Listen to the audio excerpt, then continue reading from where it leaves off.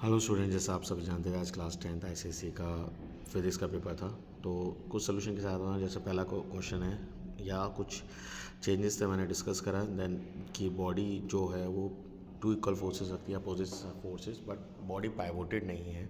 जैसे यहाँ पे बॉडी को रिजिड भी नहीं बताया गया, तो इस क्वेश्चन में कुछ तो कमी है। मैंने ऑप्शन बी लगाया था क्योंकि पाइवोटेड नहीं बता रखा था, बट अगर हम देखें अगर पाइवोटेड नहीं है तो रेक्टिलिनियर भी जाएगी क्योंकि फोर्स लग रही है, और क्योंकि वो दो एक ही लाइन में नहीं लग रही तो रोटेशनल में भी होगा। Which of them is a vector quantity, तो यहाँ पे आएगा moment of couple. Option question number 3 में केमिकल हीट और लाइट, क्योंकि कैंडल में आपने देखा होगा हीट और लाइट की फॉर्म में आती है एनर्जी। ठीक है, okay. Question number 4, when a ray of light passes from one optical medium, क्या चीज़ चेंज नहीं होती, that is frequency. Gamma visible microwave, क्योंकि गामा की सबसे छोटी होती है, माइक्रोवेव और रेडियो की सबसे ज़्यादा वेवलेंथ होती है। ठीक है, तो ऑप्शन नंबर ए। यहाँ पे मैकेनिकल एडवांटेज है क्योंकि load upon effort mechanical advantage होता है। स्लोप का मतलब ही होता है change in Y upon change in X. Question number 7, real image. अब यहाँ पे मैंने गलत समझ लिया था, मैग्नीफिकेशन होगा साइज ऑफ, उल्टा रेशो ले लिया था। गलत क्या, उल्टा रेशो ले लिया था। तो यहाँ पे जो ऑप्शन नंबर है वो बी है, बियॉन्ड 2f।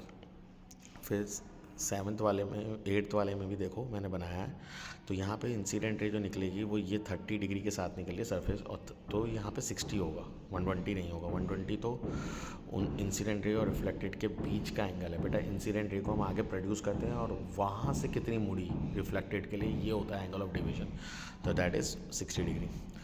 तो ऑप्शन नंबर 9 का तो वो है terminal voltage E minus V. So question number MCQ में 9th में यहाँ पे स्पेसिफिक हीट कैपेसिटी पहले निकालो 0.5 जूल पर ग्राम पर केल्विन। तो यहाँ पे आपको दिख रहा होगा मास से वो इंडिपेंडेंट होती है स्पेसिफिक हीट कैपेसिटी, तो ऑप्शन नंबर डी। फिर असर्शन और रीजनिंग में यहाँ पे एयर कॉलम की जगह वाटर कॉलम दे रहेगा स्मार्टली, तो असर्शन 2 है बट आर फॉल्स है। यहाँ पे ब्रेक हो रहा है तो रेजिस्टेंस ऑब्वियसली करंट बटेगा। जब करंट बढ़ता है तो obviously both are in parallel. P Q यहाँ पे देखो एटॉमिक नंबर चेंज हो रहा है बाय 2, तो 2 group to the left P. ठीक है, ऑप्शन नंबर डी। 4th वाले में जिसकी स्पेसिफिक कैपेसिटी करके कम होगी उतना ही चेंज ज़्यादा मिलेगा, तो लेड है। 15th वाले में ऊपर से जब गिर रहा होगा तो नॉर्थ की लाइन्स लॉ की वजह से बन रहा होगा, और नीचे जब निकल रहा होगा तो साउथ में भी मोशन को अपोज करने के लिए क्या बनेगा, नॉर्थ। तो दोनों तरफ नॉर्थ बनेगा जब निकलेगा। क्वेश्चन नंबर 2 में यहाँ पे सेंट्रीफ्यूगल फोर्स है, centrifugal force away from centre लगती है। रिफ्रैक्टिव इंडेक्स इंडिपेंडेंट होती है एंगल ऑफ इंसिडेंस के। Heat absorb during a change of phase of depend upon mass. EMF is equal to when open circuit to the terminal voltage. Step up में turn ratio more than 1 होता है, और gamma lowest ionization potential करती है। Okay, non uniform वाले kite में यहाँ पे देखो वो पाइवोटेड हो रहा है, तो जिस पॉइंट से वो पाइवोटेड हो रहा है उसके अलाइन में कौन पॉइंट आ रहा है, आर। तो आर होगा, इसका रीज़न मैंने आपको बता दिया। सेंटर ऑफ ग्रेविटी अगर लाइन ऑफ एक्शन के में आ जाता है तो कोई रोटेशन नहीं होता है, यानी स्टैटिक इक्विलिब्रियम में था ये। नेक्स्ट वाले में आप इंक्रीज़ द टेंशन इंक्रीज़ करने से फ्रीक्वेंसी बढ़ती है, फ्रीक्वेंसी बढ़ने से टाइम पीरियड कम हो जाता है, तो पी आर कम हो जाएगा क्योंकि Y axis P R actually time period को रिप्रेजेंट कर रहा है। विच कैरेक्टरिस्टिक्स अफेक्ट, तो फ्रीक्वेंसी अफेक्ट होगी, ऑब्वियसली टाइम पीरियड कम होगा तो पिच। ठीक है, ओके। वाटर टू ग्लास जा रही है, याद रखना। इंसिडेंट एंगल 55 है तो टी आई आर होगा, तो नहीं होगा टी आई आर। क्यों नहीं होगा, क्योंकि critical angle of glass water given है, ना कि वाटर ग्लास। तो एक बढ़िया क्वेश्चन था। अब मेटल बॉडी अप्लायंस में किस में लगती है, दैट इज़ येलो। ठीक है, ओ सॉरी अर्थ वायर, और वो येलो या ग्रीन। ठीक है, ग्रीन ही हम मोस्ट प्रॉब्ली लेंगे। स्विच किस में लगता है, लाइव वायर में, तो वो ब्राउन है। Which of the two is alternating current और डायरेक्ट करंट, जो वेरिंग करता है magnetic field that is alternating current. हमारे इंडिया में 50 हर्ट्ज फ्रीक्वेंसी पे आते हैं। Q equals to M L, फॉर्मूले में डालो आंसर निकालो। ठीक है, फिर कॉपर वायर में एफ टी पे पूछा क्या पोलैरिटी है, तो यहाँ देखो करंट ऊपर जाएगा फिर नीचे आएगा, तो यहाँ पे पोलैरिटी एंटी क्लॉकवाइज में बनेगी यानी नॉर्थ, तो राइट साइड में क्लॉकवाइज होगी यानी साउथ।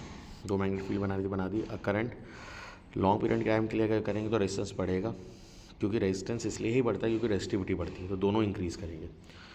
ओके, क्यूरियम एक एलिमेंट है जिसका एटॉमिक नंबर 96 है और नंबर ऑफ़ न्यूट्रॉन 151 है, जिसकी बेसिस पे वो पी है। अब इसमें से निकल रहा है एक अल्फ़ा 2 बीटा, तो क्या बना, तो एक्स हमने माना है, एक्स में मैंने निकाला तो 147 आया था, तो इससे आ रहा है R. Set that mass number of daughter 243। ठीक है, ओके, सेक्शन बी में क्वेश्चन नंबर 4 की तरफ चलते हैं। क्वेश्चन नंबर 4 में देखो तो जे यहाँ से गया तो TIR हो रहा है, आई में जब जाएगा तो ये बाहर निकल जाएगा, एच भी बाहर निकल जाएगा, तो जे है जो TIR करेगा। डायग्राम में ऑलरेडी बता चुका हूँ। रिफ्रैक्टिव इंडेक्स गिवन है, रिफ्रैक्टिव इंडेक्स का फॉर्मूला होता है रियल अपॉन एपरेंट, तो यहाँ से रियल डेप्थ 6 सेंटीमीटर आ जाएगी।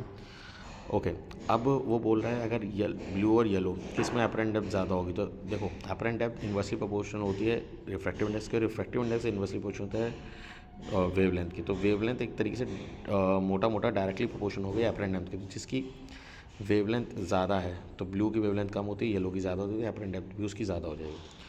तो टर्निंग द ब्लॉक, अगर ब्लॉक को ऊपर कर दें, चेंज कर दें, तो क्या कुछ इफेक्ट आएगा? ऑब्वियसली, क्योंकि रियल डेप्थ पहले 6 आई थी निकल के, अगर अब उल्टा कर दोगे, ये बबल वहीं है तो 9 सेंटीमीटर हो जाएगी अब उसकी रियल डेप्थ, तो अब एपरेंट डेप्थ पे इफेक्ट आएगा।